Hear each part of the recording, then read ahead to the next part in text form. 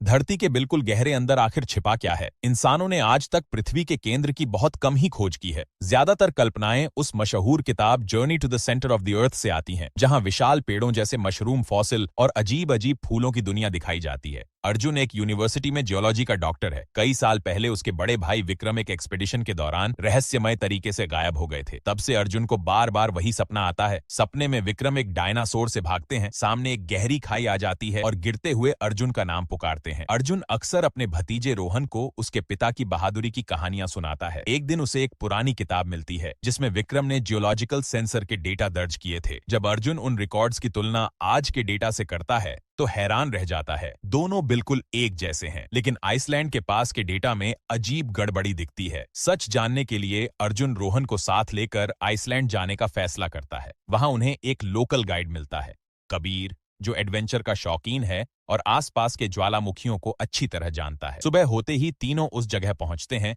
जहां कई सालों से जियोलॉजिकल सेंसर लगे हुए थे। इन सेंसर में 10 साल से ज्यादा का कीमती डेटा रिकॉर्ड था।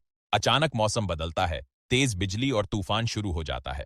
कबीर और रोहन जल्दी से एक गुफा में छिप जाते हैं, लेकिन अर्जुन सेंसर छोड़ना नहीं चाहता।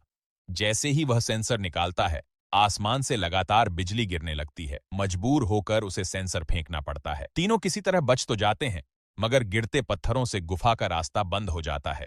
अब उनके पास सिर्फ एक ही रास्ता है, गुफा के अंदर से बाहर निकलने का रास्ता ढूंढना। थोड़ी देर बाद उन्हें एक पुरानी छोड़ी हुई खदान मिलती है। इसका मतलब है कि कहीं ना कहीं वेंटिलेशन शाफ्ट होगा जिससे बाहर निकला जा सकता है। वे रस्सी के सहारे नीचे उतरते हैं और पता चलता है कि यह खदान लगभग 60 साल पुरानी है। कबीर एक पुराना जनरेटर चालू करता है और पूरे इलाके में रोशनी फैल जाती है। उन्हें एक रेल ट्रैक दिखाई देता है जो शायद बाहर की ओर जाता होगा, लेकिन कुछ ही देर में उन्हें पता चलता है कि ट्रैक नीचे की तरफ जा रहा है।